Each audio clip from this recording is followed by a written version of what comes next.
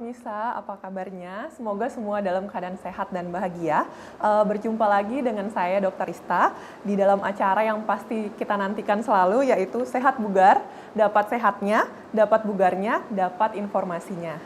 Nah, Sehat Bugar kali ini terselenggara berkat kerjasama antara TVRI NTB dan Ikatan Dokter Indonesia Wilayah NTB.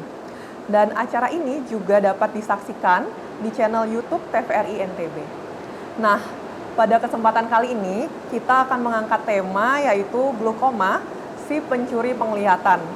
Nah, dan untuk membahas tema ini kita sudah mengundang narasumber yang luar biasa dan tentu saja ahli di bidang ini, yaitu sudah hadir di studio kita yaitu Dr. Yulia Dewi Suandari, Master Biomedik Spesialis Mata.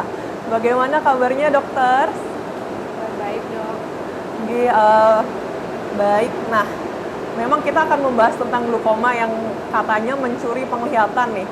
Nah, sebelum itu mungkin kita perlu tahu dulu tentang kasus kebutaan di Indonesia. Bagaimana sih, dok, kasus kebutaan yang terjadi di Indonesia? Ya, bicara mengenai kasus kebutaan di Indonesia, memang paling banyak terjadi pada usia-usia di atas 40 sampai 50 tahun. Jadi dengan saat ini meningkatnya angka harapan hidup, jadi angka kebutaan di dunia termasuk di Indonesia juga meningkat gitu. Bicara mengenai angka kebutaan di Indonesia sendiri berdasarkan survei yang dilakukan tahun 2014 sampai 2016 oleh survei yang bernama RAAB atau Rapid Assessment of Avoidable Blindness, mendapatkan angka kebutaan di Indonesia itu sebesar 3%. Hal ini menjadikan Indonesia sebagai negara dengan angka kebutaan tertinggi di Asia Tenggara. Baik. Wah, berarti ternyata Indonesia termasuk yang tertinggi ya, berarti dengan 3% angka dari seluruh penduduk Indonesia berarti ya angka kebutaan. Di Asia Tenggara. Di Asia Tenggara, Asia Tenggara. Baik, nah kalau di Indonesia sendiri penyebab kebutaannya itu apa ya, dok? Ya, kalau penyebab kebutaan sih sebetulnya beragam ya. Kalau berdasarkan hasil survei yang tadi itu memang penyebab tertinggi masih ditempati oleh katarak sebesar kurang lebih 81%. Sisanya diikuti oleh glaukoma, kelainan refraksi yang tidak dikoreksi, penyakit-penyakit di segmen posterior atau kita menyebutnya retinopati, dan juga kelainan di kornea. Baik, dok. Nah, untuk katarak kan sebenarnya kita sudah lumayan familiar ya, dok ya. Cuma untuk glaukoma mungkin pemirsa di rumah juga kurang familiar sama apa sih glaukoma yang menjadi penyebab kedua tertinggi ya untuk penyebab kebutaan di Indonesia. Nah, sebenarnya apa sih, dok, yang dimaksud dengan glaukoma itu? Ya, jadi glaukoma itu adalah kelainan di saraf mata yang khas dan progresif, yang ditandai dengan penggaungan di papil saraf optik atau di kepala saraf optik dan penipisan di lapisan serabut saraf retina, sehingga menyebabkan penyempitan lapang pandang yang akhirnya menyebabkan kebutaan yang sifatnya permanen. Glaukoma ini merupakan penyebab utama kebutaan yang irreversibel atau permanen di dunia. Berarti ini kalau misalnya kena glaukoma berarti ke arah permanen ya, dok ya? Iya. Nah, kalau gitu kita perlu tahu nih, dok, penyebabnya glaukoma ini sebenarnya apa sih penyebabnya, dok? Iya, dok. Jadi dari penyebabnya itu glaukoma bisa dibagi jadi dua, yaitu glaukoma yang primer dan sekunder. Glaukoma yang primer itu penyebab pastinya memang belum diketahui. Baik. Seperti penyakit-penyakit primer lain, misal hipertensi, primer kan kita penyebab pastinya juga belum tahu. Namun memang terjadi kelainan di struktur sudut bilik mata depan bola mata. Sementara glaukoma sekunder itu disebabkan karena ada kelainan lain yang menjadi penyebabnya. Misalnya ada penyakit mata lain, contohnya ada peradangan, misalnya uveitis, atau katarak sendiri pun yang terlampau matang, yang hipermatur juga bisa menyebabkan glaukoma sekunder. Atau ada riwayat operasi mata seperti riwayat operasi retina, juga bisa menyebabkan glaukoma sekunder. Atau ada riwayat trauma, misalnya riwayat kecelakaan, matanya terbentur yang menyebabkan adanya darah di bilik mata depan juga bisa menyebabkan glaukoma sekunder. Atau penyakit-penyakit sistemik seperti diabetes, hipertensi juga bisa menyebabkan glaukoma sekunder. Dan juga penggunaan obat-obatan yang mengandung steroid, misalnya tetes mata yang mengandung steroid ataupun obat oral yang mengandung steroid yang digunakan dalam jangka waktu yang panjang juga bisa menyebabkan glaukoma sekunder. Baik dok, tadi saya tertarik ketika dokter menjelaskan bahwa glaukoma ini terjadi kerusakan di saraf bola matanya ya dok ya. Nah itu penyebab kerusakan sarafnya itu kenapa ya dok? Kok tiba-tiba rusak nih sarafnya nih? Ya, jadi mekanismenya kan di dalam bola mata kita itu kan ada cairan yang mengisi bola mata. Kita menyebutnya humor aqueous.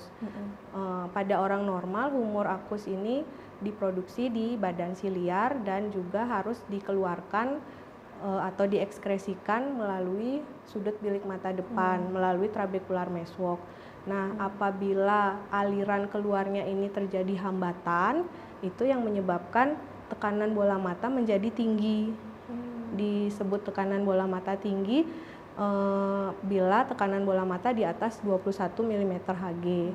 Bila tekanan bola mata tinggi atau di atas 21 mm Hg ini akan menyebabkan penekanan pada saraf mata di bagian papil saraf optik yang apabila berlangsung lama akan menyebabkan penipisan dan juga kerusakan saraf mata yang sifatnya permanen.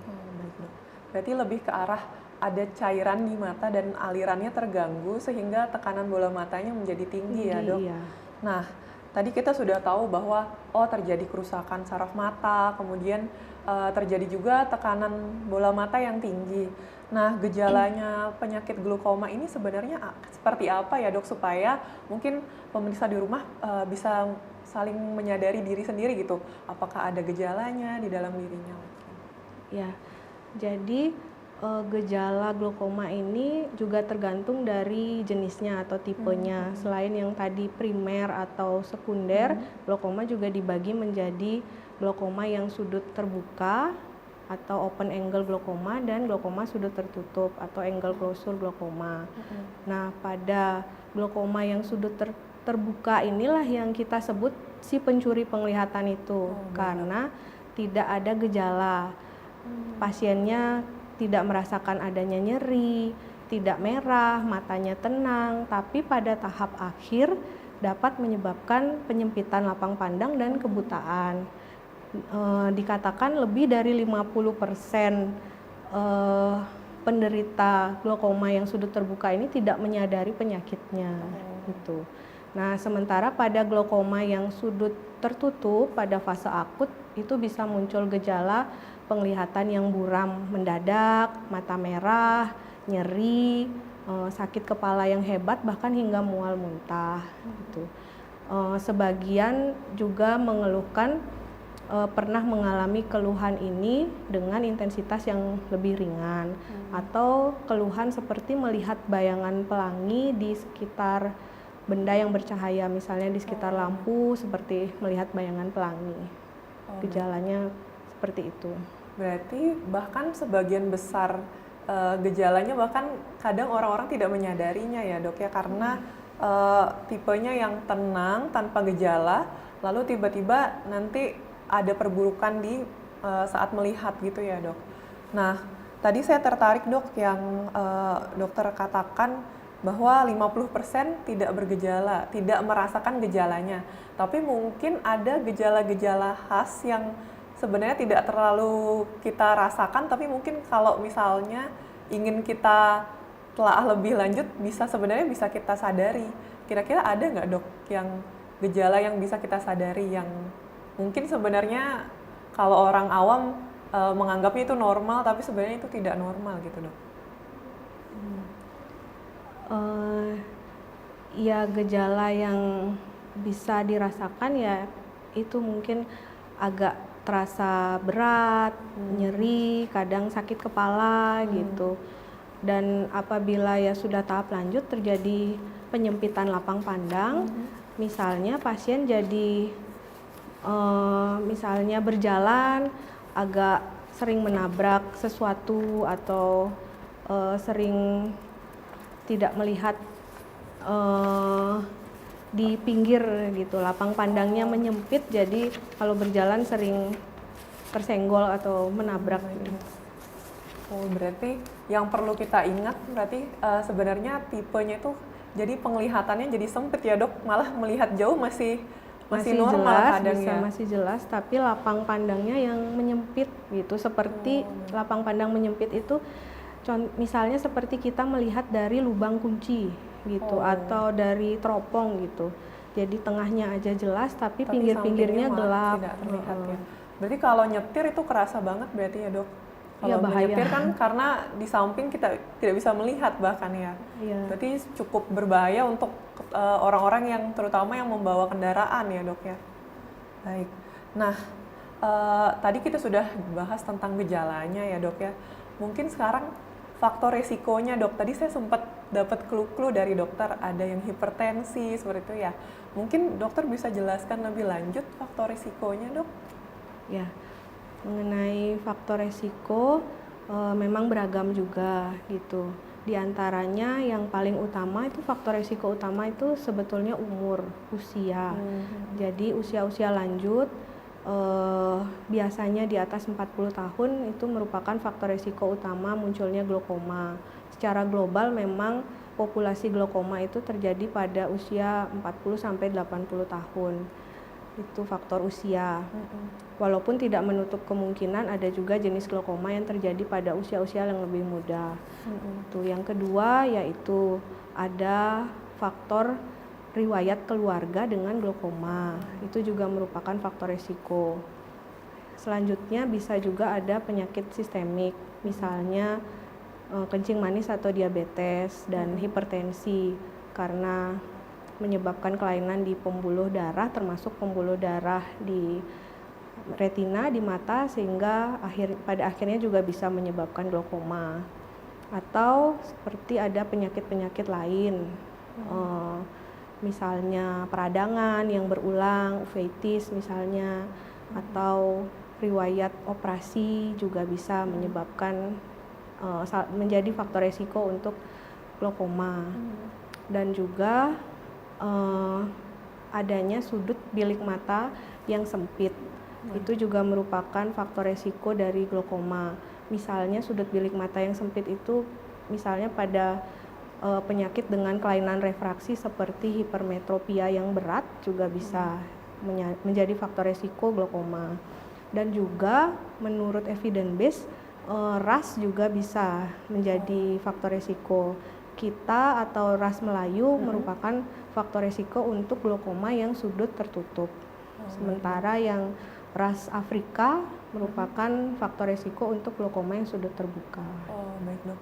Berarti ternyata ada faktor ras dan genetik juga ya dok di sini, terutama tergantung jenisnya ya. Tadi untuk yang ras Melayu seperti kita orang Indonesia ini ternyata yang sudut tertutup ya dok. Berarti itu yang gejalanya berasa ya dok ya.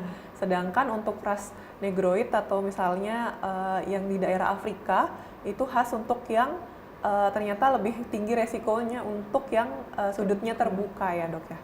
Baik. Nah tadi sempat dokter sebut yang terkait penggunaan tetes mata dan obat-obatan steroid. Kan itu termasuk obat-obatan yang cukup ini ya dok, cukup sering digunakan ya. Nah mungkin kita akan bahas itu lebih lanjut setelah ini ya dok, karena pembahasan kita cukup menarik sekali sekarang. Nah namun sebelum kita lanjutkan akan ada komersial break terlebih dahulu. Pemirsa di rumah jangan kemana-mana dulu karena setelah ini akan banyak sekali ada pembahasan yang lebih menarik. Nah kita akan kembali setelah ini.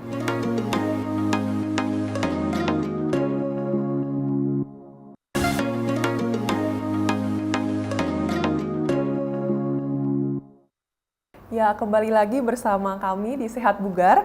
Dapat sehatnya, dapat bugarnya, dapat informasinya. Nah, dokter, tadi kita sudah membahas banyak ya tentang faktor risiko, dan terakhir tadi kita sempat bahas sedikit tentang obat tetes mata steroid dan obat-obatan steroid yang dikonsumsi lewat minum, secara minum gitu dok. Dan itu ternyata adalah salah satu faktor risiko dari glukoma ini. Nah, mungkin bisa dokter jelaskan kenapa sih penggunaan obat tetes itu bisa menyebabkan glukoma menjadi resikonya? Ya, jadi penggunaan steroid, terutama memang yang tetes mata ya, tetes mata dengan kandungan steroid baik yang tunggal atau yang kombinasi itu memang bisa mempengaruhi dari aliran humor akus. Jadi steroid sendiri dapat menyebabkan resistensi atau meningkatkan resistensi dari aliran humor akus. Jadi terhambatnya aliran humor akus atau cairan bola mata itu ke sudut bilik mata depan, sehingga menyebabkan peningkatan dari tekanan bola mata. Nah, sebetulnya sih ini terjadi apabila penggunaan yang terus-menerus. Beberapa pasien memang ditemukan muncul glaukoma sekunder pasca penggunaan tetes mata kombinasi atau dengan kandungan steroid setelah penggunaan kurang lebih setahun atau lebih gitu. Nah, jadi memang sebaiknya penggunaan tetes mata dengan kandungan steroid itu tidak digunakan secara sembarangan, tidak dibeli dengan bebas, harus dengan resep dokter. Itu contohnya obat-obatan yang mengandung steroid ini justru obat-obatan yang biasa digunakan untuk mata merah. Tuh, jadi seringkali pasien tadinya diresepkan steroid oleh dokter mata atau mungkin dokter umum, mata merahnya membaik, sembuh. Nah, kemudian berikutnya karena mungkin penyebab mata merahnya adalah alergi yang sering kambuh, jadi pasien sering kembali membeli lagi, akhirnya tanpa terkontrol menyebabkan keluhan penglihatannya semakin kabur. Setelah diperiksakan ternyata memang muncul glaukoma sekunder. Nah, itu berarti kita harus hati-hati ya untuk misalnya penggunaan obat tetes mata, terutama untuk yang mata merah ya dok. Kan sering mungkin pemirsa di rumah sering karena sudah diresepkan malah beli lagi, padahal tidak sesuai dengan penyakit saat itu ya. Dan jadinya malah penggunaan yang terus-menerus itulah yang menjadi faktor risiko terjadinya glukoma si pencuri penglihatan ini. Nah, tadi juga saya tertarik dok yang masalah katarak dok. Ini gimana dok ceritanya katarak kok bisa jadi tambah glukoma lagi dok nih? Ya, jadi katarak itu kan memang kekeruhan di lensa mata yang seharusnya lensa mata jernih, tapi karena faktor usia dia jadi keruh. Keruhnya memang tidak langsung tebal gitu. Awalnya tipis, perlahan-lahan tambah tebal, akhirnya matang dan semakin matang. Nah, pada katarak-katarak yang terlampau matang atau yang hipermatur itu menyebabkan namanya terjadi proses vakuolitik gitu. Jadi di struktur di korteks di lensa itu mencair, akhirnya keluar, akhirnya menyumbat di sudut bilik mata depan yang menyebabkan juga aliran cairan bola mata atau humor akus juga terhambat. Jadi terjadi peningkatan tekanan bola mata. Atau bisa juga terjadi pada katarak-katarak yang tidak harus hipermatur tapi yang pada tahap intumescent namanya, lensanya dia mencembung gitu. Disebut kondisi vakuumorfik. Itu juga menyebabkan glaukoma juga. Terjadi blok pupil, artinya aliran humor akus dari bilik mata belakang ke bilik mata depan terhambat, juga bisa menyebabkan glaukoma. Iya, ini mungkin bisa jadi pengingat ya untuk pemirsa di rumah ya, apalagi yang mungkin mengalami katarak, karena dikatakan pengobatannya kan harus operatif ya dok ya. Nah, ini mungkin banyak yang takut malah dibiarkan, sebenarnya malah jadi dua, ini bisa ganda penyakitnya, jadi bisa kataraknya tetap dan malah menjadi penyakit lain yaitu glukoma. Nah, sekarang mungkin kita perlu tahu ya dok, apa saja sih pemeriksaan yang perlu dilakukan untuk tahu apakah kita terkena glukoma atau enggak gitu dok? Ya, jadi pemeriksaannya eh, cukup beragam gitu. Dari yang pemeriksaan rutin dilakukan di polimata seperti pemeriksaan segmen anterior dan posterior bola mata untuk menilai bilik mata depan, menilai struktur sudut bilik mata depan, juga menilai di bagian posterior. Kita bisa menilai funduskopi, melihat apakah terjadi penggaungan dari papil saraf optik atau optik papil glaukomatus. Nah, juga yang penting untuk mengukur tekanan bola mata dengan pemeriksaan tonometri. Alatnya juga beragam, mulai dari yang biasa, siot ataupun yang non kontak sampai yang gold standar memang dengan menggunakan aplanasi gitu. Selanjutnya adalah pemeriksaan lapang pandang atau perimetri untuk menilai lapang pandang pasien apakah sudah terjadi penyempitan atau belum. Dan juga ada pemeriksaan untuk mengevaluasi papil saraf optik dan menilai ketebalan dari lapisan serabut saraf retina dengan pemeriksaan OCT namanya atau scan saraf mata. Baik dok, berarti banyak ya, cukup banyak ya. Mungkin yang paling awal tadi yang sempat dokter bilang untuk melihat bagian anterior, maksudnya bagian depan mata, dan bagian posterior itu bagian belakang mata, jadi bisa kelihatan saraf matanya di sana. Nah itu kan bisa, berarti kita langsung saja ke dokter spesialis mata ya, berarti dok, untuk dicek sampai ke mata depan dan mata belakangnya ya dok ya? Iya, kalau untuk yang pemeriksaan yang lengkap sih memang di dokter spesialis mata pasti sudah bisa dilakukan. Tapi kalau misalnya pasien-pasien yang pemeriksaan biasa rutin mau mengetahui kondisi bola mata, sebetulnya bisa juga sih di dokter umum dengan melihat apakah terutama untuk menilai tekanan bola mata dengan yang sederhana dengan menggunakan palpasi. Palpasi bola mata apakah meningkat atau masih normal. Jika pasiennya ada keluhan penglihatannya buram, terus nyeri, terus dari pemeriksaan mungkin lagi kondisi akut matanya merah, terus tekanan bola matanya di palpasi meningkat, ya bisa mungkin dilanjutkan untuk pemeriksaan ke dokter spesialis mata untuk mengkonfirmasi, memastikan apakah memang terjadi glaukoma atau tidak. Berarti misalnya ada keluhan ataupun kok sepertinya gejalanya mirip dengan yang saya alami, mungkin bisa langsung ke fasilitas kesehatan terdekat, bahkan yang terkecil sekalipun, misalnya ke dokter umum dulu atau misalnya ke puskesmas. Jadi di sana bisa dilakukan pemeriksaan sederhana bahkan untuk mendeteksi dulu nih apakah ada kecurigaan ke arah glukoma. Bahkan dengan tangan saja ya dok, dan bahkan pemeriksaan luar dulu tuh bisa terlihat ya, terutama yang gejala yang sudut tertutup tadi ya. Nah, tadi juga dokter sempat sebutkan tuh yang pemeriksaan lapang pandang itu seperti apa dok? Maksudnya pemeriksaan perimetri atau pemeriksaan lapang pandang tadi?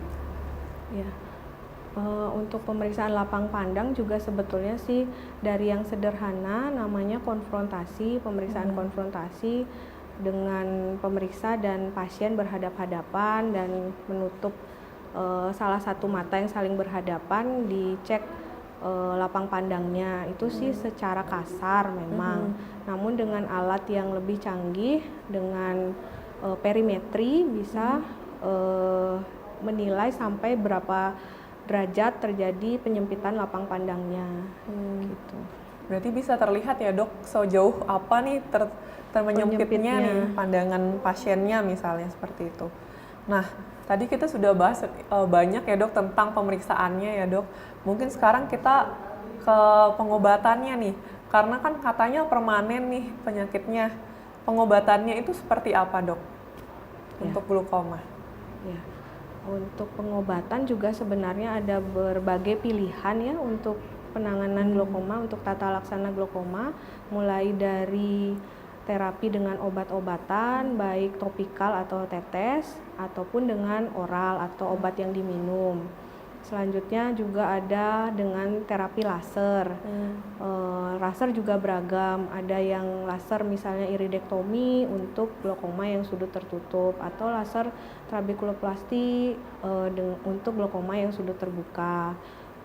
Apabila dengan obat tetes, obat minum, ataupun laser tidak bisa mengontrol tekanan bola matanya atau progresivitas penyakitnya tetap berlanjut, maka dipilih dengan menggunakan melakukan operasi. Operasi pun sebetulnya beragam sekali, mulai dari yang konvensional dengan trabekulektomi atau membuat saluran untuk aliran keluarnya humor akus, hingga pemasangan implan, glaukoma drainase implan. Dan juga sekarang sudah berkembang teknik operasi dengan minimal invasif glaukoma surgery, gitu. Contohnya goniotomi atau pemasangan stent yang terbaru, gitu. Dan yang terakhir untuk pasien-pasien ini misalnya yang sudah buta total, tapi tekanan bola matanya tetap masih tinggi, pasiennya jadi mengeluh nyeri terus. Nah, itu bisa dilakukan juga dengan laser TSCPC, namanya laser transsclera siklofotokoagulasi. Tujuannya untuk semacam menghentikan produksi humor akus di badan siliar. Jadi diharapkan tekanan bola matanya lebih terkontrol, tapi bukan untuk mengembalikan penglihatan, hanya untuk mengurangi nyeri. Baik dok, berarti pengobatannya itu bervariasi ya dok, tergantung jenis glaukomanya dan tahapannya ya, tergantung stadiumnya. Kalau masih stadium awal, tadi dokter sempat bilang itu bisa menggunakan tetes mata ataupun obat minum tadi ya. Dan setelah misalnya penggunaan obat ternyata tidak membaik, baru nanti ada pilihan-pilihan pengobatan lain seperti laser, dan tadi ada teknik operasi bahkan yang sekarang sudah canggih nih. Berarti kalau minimal invasif itu lukanya kecil sekali ya dok, berarti udah nggak semenyeramkan yang sempat kita tahu sebelumnya ya. Nah, kita sudah bahas banyak sekali tentang pengobatan, mungkin kita akan bahas selanjutnya ya untuk pembahasan yang lainnya. Namun sebelum itu kita lanjutkan, akan ada komersial break terlebih dahulu. Nah, pemirsa di rumah jangan kemana-mana dulu ya, karena masih banyak lagi hal yang harus kita bahas tentang glaukoma si pencuri penglihatan ini. Nah, kita akan kembali setelah pariwara berikut ini.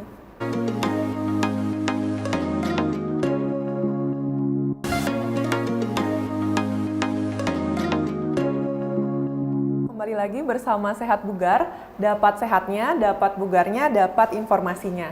Nah, tadi kita sudah membahas banyak sekali ya dok, termasuk faktor resiko, pemeriksaan yang perlu dilakukan, dan pengobatannya ya dok ya. Nah, mungkin sekarang yang mau saya tanyakan ataupun pemirsa mau tanyakan, kenapa sih kita harus mengobati glaukoma? Kenapa sih kita harus periksa? Apa komplikasi glaukoma dok? Kenapa kita harus menyadari tentang penyakit ini? Ya, jadi glaukoma memang perlu sebisa mungkin diperiksakan awal supaya kerusakannya tidak ditemukan dalam kondisi yang parah, yang berat. Karena apabila terlambat diobati, maka kerusakan di saraf mata itu tidak akan bisa dikembalikan lagi. Membahas komplikasi, jadi pada glaukoma yang tidak terkontrol atau tidak ditangani dengan baik itu dapat tentunya menyebabkan kebutaan atau hilangnya penglihatan yang sifatnya permanen. Selanjutnya juga bisa pasien mengeluhkan nyeri yang terus-menerus, sehingga hal ini bisa mengganggu kualitas hidup pasien, menurunkan produktivitas pasien, dan juga apabila tekanan bola mata yang dibiarkan tinggi terus-menerus tanpa terkontrol, suatu saat juga beberapa pasien, sebagian pasien juga akhirnya mengalami prolaps dari bola mata atau bola matanya, isi bola matanya keluar, bola matanya pecah, sehingga menyebabkan tidak bisa lagi kita mempertahankan bola matanya, harus dilakukan operasi pengangkatan bola mata. Nah, itu yang fatal. Ya, berarti cukup fatal ya dok ya, terutama yang tadi bisa menyebabkan kebutaan karena kan mata adalah jendela dunia ya dok ya, karena sangat penting lah untuk aktivitas sehari-hari dan kualitas hidup ya. Nah, sekarang mungkin banyak yang menunggu-nunggu nih tentang mitos dan fakta mengenai glukoma si pencuri penglihatan ini dok. Nah, kita akan tanyakan langsung nih ke ahlinya tentang mitos dan faktanya. Yang pertama, apakah glukoma hanya menyerang orang tua atau lansia saja, dok? Banyak yang mengira hanya lansia saja. Kira-kira gimana, dok? Harus jawab mitos fakta ya. Iya. Eh, Jadinya mitos sih, tidak sesungguhnya betul gitu. Walaupun memang faktor resiko utama adalah usia lanjut di atas 40 tahun merupakan faktor resiko utama glukoma. Namun glukoma juga bisa terjadi pada tahapan usia yang lebih awal, bahkan pada bayi baru lahir pun bisa terjadi glukoma, namanya glukoma kongenital. Atau pada usia-usia remaja atau dewasa muda juga bisa terjadi glukoma, kita sebutnya glukoma juvenil. Gitu. Berarti ini ya, bukan hanya lansia saja nih, berarti yang muda-muda juga kalau misalnya pun ada gejala tetap harus periksa ya, apalagi yang sudah disebutkan tadi sama dokter Dewi di awal. Nah yang kedua nih dok, mitos atau fakta, glukoma merupakan penyakit keturunan? Fakta ada, ya betul. Jadi memang untuk tipe glaukoma yang primer itu ada faktor resiko riwayat keluarga yang ada glaukoma. Jadi memang ada faktor genetik yang diturunkan. Jadi ada yang betul memang ada glaukoma yang primer. Berarti ini untuk misalnya sudah tahu mungkin orang tua punya glukoma, mungkin lebih sadar ya dok. Ini contohnya bapak saya sendiri kena glukoma dok, jadi saya juga mungkin harus lebih aware ya dok ya, karena ada risiko bahwa bisa terkena penyakit ini. Jadi mungkin lebih sadar, mungkin bisa lebih sering periksa gitu. Nah yang ketiga nih dok, mitos atau fakta, glukoma bisa disembuhkan dengan tetes mata? Mitos ya, sebetulnya agak kurang tepat sih dengan kata-kata disembuhkan gitu.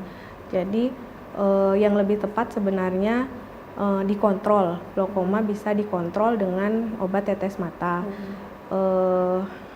Karena glaukoma tidak bisa disembuhkan, karena seperti definisinya kan glaukoma terjadi kerusakan di saraf mata. Nah, kerusakan saraf mata yang sudah terjadi ini tidak bisa disembuhkan, tidak bisa dikembalikan ke kondisi normal lagi.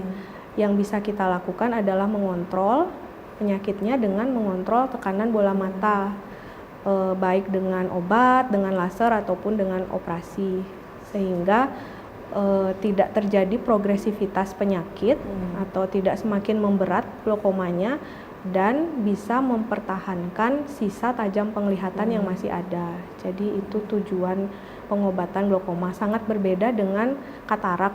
Misalnya pasien yang memang sudah buta, kategori buta, tapi kondisi mata lainnya misalnya saraf matanya masih baik, setelah operasi bisa jadi terang kembali. Berbeda dengan glaukoma, apabila kita terapi baik sampai operasi pun itu tujuannya untuk mengontrol tekanan bola mata. Ya, berarti perlu diingat bahwa ini termasuk penyakit kronis berarti ya dok ya, harus tetap terkontrol karena progresivitas penyakitnya ini yang kita harus jaga ya dok. Kalau misalnya masih terang penglihatannya harus dijaga dengan cara tadi mengontrol tekanan bola mata dengan obat.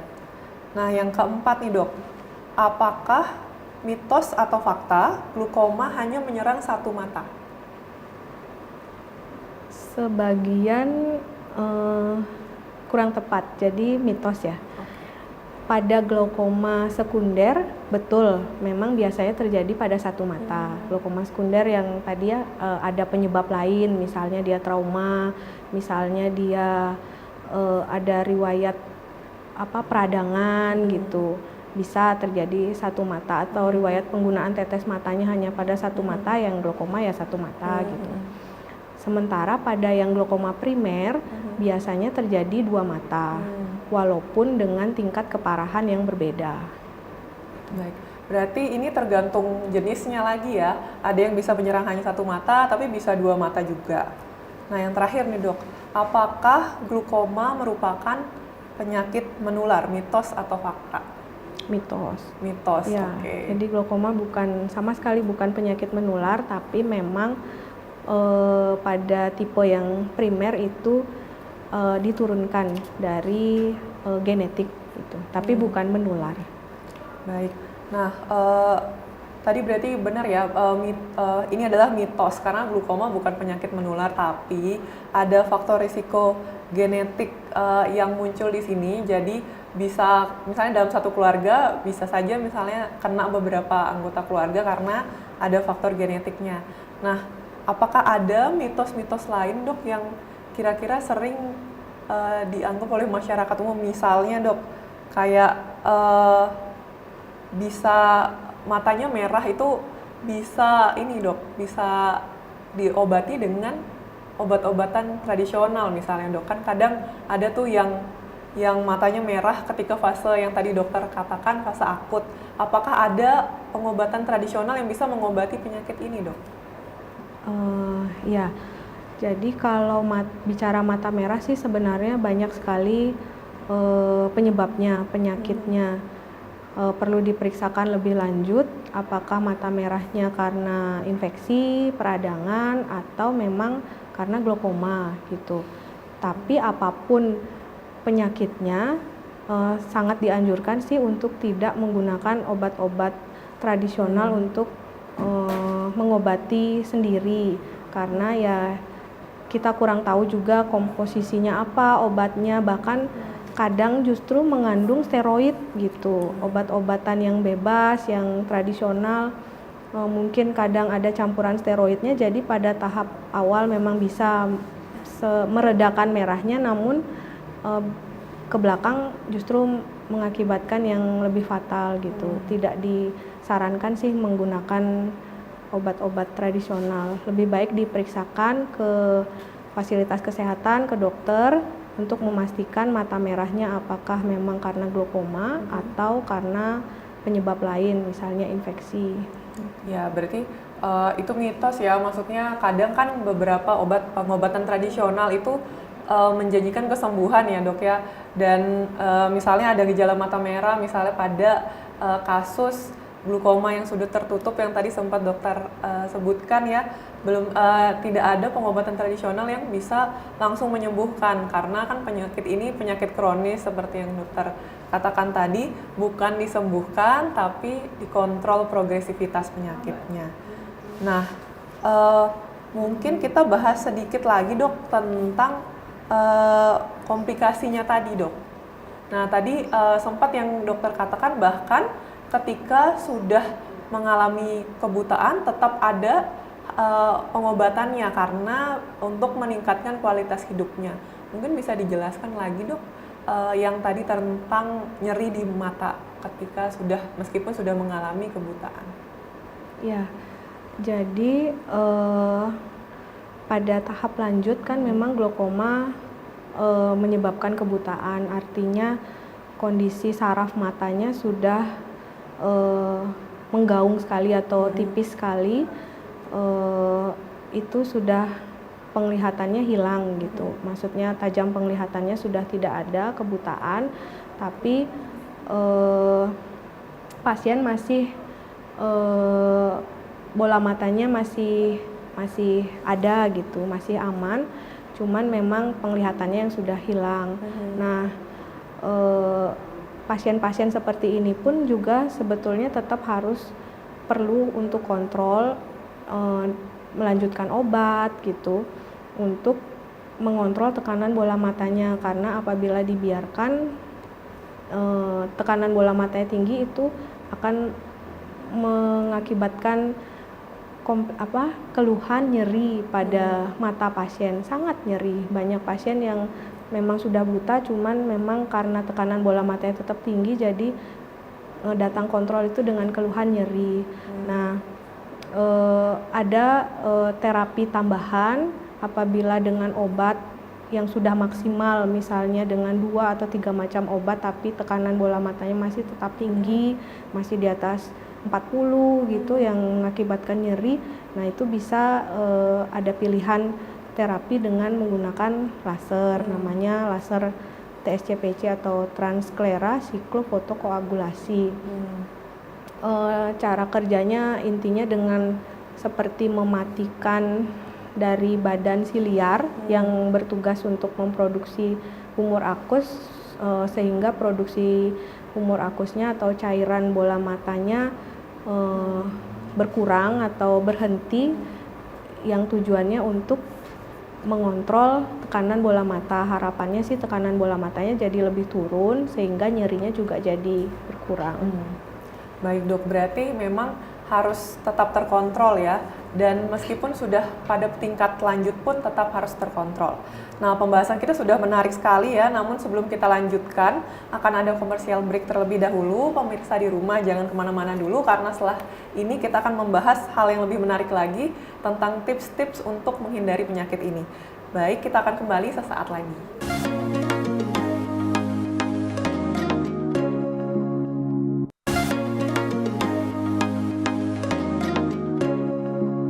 Nah, tidak terasa kita hampir di penghujung acara nih dok.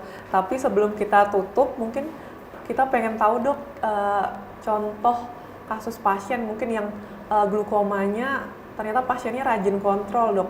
Apakah bisa beraktivitas seperti biasa atau bagaimana dok? Contoh mungkin pasiennya rajin kontrol, itu kira-kira progresnya bagaimana dok? Ya. Memang progres glaukoma ini sangat beragam ya, tergantung dari tipe glaukomanya, tergantung dari kepatuhan pasiennya terhadap obat pengobatannya dan kontrol gitu. Jadi pasien yang terdeteksi awal dengan keparahan yang masih dini gitu, yang belum lanjut, memang lebih baik prognosisnya gitu, dengan dibanding pasien yang datang dengan kondisi yang sudah berat gitu. Dan kepatuhan pasien terhadap pengobatan, kontrol yang rutin memang sangat berpengaruh. Ada satu pasien yang saya tangani memang sudah bertahun-tahun, yang tipe glaukomanya sebetulnya dia glaukoma yang sudut tertutup, sudah dilakukan dengan obat dan juga dengan operasi, tapi tetap tekanan bola matanya harus tetap terkontrol. Jadi kan tadi pengobatannya itu memang bertahap ya, dari obat dulu. Kalau dengan obat bisa terkontrol, kita lanjut obat, tapi kalau dengan obat tidak terkontrol ya kita lanjut dengan laser atau operasi. Nah, pasien-pasien yang ada pasien yang baik, yang terkontrol dengan obat rutin, dengan obat baik satu macam atau dua macam obat itu baik. Ada yang masih tetap bertahan, tajam penglihatannya baik. Di tempat fasilitas saya kan belum ada lapang pandang, jadi setiap 6 bulan sampai setahun sekali dia cek lapang pandang untuk melihat progresivitas, sih masih tetap baik, aman dengan tekanan bola mata yang terkontrol. Jadi tekanan bola mata juga ada targetnya berapa yang harus kita capai, tergantung dari keparahan glaukomanya gitu. Namun ada juga ya pasien yang walaupun sudah dengan operasi tapi juga tetap terjadi progresivitas penyakit gitu ya, ada juga gitu. Nah, ada juga pasien yang masih semacam denial gitu, tidak rutin kontrol, akhirnya tahu-tahu datang dengan sudah kondisi yang buta. Jadi memang prognosis pasien memang berbeda-beda tergantung dari tingkat keparahan penyakitnya waktu terdeteksi, tergantung dari kepatuhan pasiennya untuk berobat dan kontrol. Baik, berarti sebenarnya kalau misalnya pun terkena glaukoma itu tidak bukan merupakan akhir segalanya ya dok ya, tetap bisa tinggal kontrol sering-sering sesuai dengan pengobatannya dan mengikutinya seperti itu. Jadi masih bisa beraktivitas bahkan dok ya seperti biasa. jika rajin kontrol. Mungkin sekarang terakhir dok, kesimpulan, mungkin tips-tips pada pasien yang sudah mengalami glukoma untuk menghindari kebutaan mungkin dok, apa yang perlu dilakukan? Ya, untuk tips-tips, jadi mungkin untuk pasien yang belum terdeteksi glaukoma tapi memiliki faktor resiko misalnya, itu memang perlu untuk penting sekali melakukan deteksi dini atau screening atau pemeriksaan mata secara rutin paling tidak setahun sekali pada pasien-pasien yang memiliki faktor resiko tadi, misalnya ada keturunan riwayat keluarga dengan glaukoma, ada riwayat penyakit sistemik seperti kencing manis, itu banyak sekali yang terjadi glaukoma sekunder. Itu penting untuk dilakukan deteksi dini atau screening pada pasien-pasien, pada orang-orang yang punya faktor resiko tadi gitu. Dan untuk pasien yang sudah terdeteksi atau terdiagnosa glaukoma, untuk mencegah kebutaan, itu yang perlu dilakukan adalah terutama kontrol yang rutin dan juga pengobatan yang terkontrol, yang teratur dengan baik obat tetes ataupun obat oral yang teratur, dan juga gaya hidup sehat, misalnya ada diabetes atau kencing manis atau hipertensi, harus tetap mengontrol penyakitnya. Gitu. Baik, terima kasih banyak ya dok atas kesimpulannya. Berarti kuncinya adalah deteksi dini, gaya hidup sehat, dan kontrol apabila sudah terkena penyakitnya. Baik, pemirsa, kita sudah sampai di penghujung acara Sehat Bugar kali ini. Terima kasih banyak Dr. Dewi, spesialis mata, sudah hadir pada hari ini dan memberikan banyak sekali informasi yang sangat dibutuhkan mungkin untuk pemirsa di rumah. Dan kami mohon maaf bila ada kekurangan selama acara ini berlangsung. Saya Dr. Rista bersama dengan Dr. Yulia Dewi Suandari, Master Biomedik dan Spesialis Mata, serta seluruh kru yang bertugas izin pamit. Sampai jumpa pada acara Sehat Bugar di episode selanjutnya. Dan jangan lupa untuk selalu saksikan acara Sehat Bugar di channel dan live streaming TVRI NTB. Sehat Bugar, dapat sehatnya, dapat bugarnya, dapat informasinya.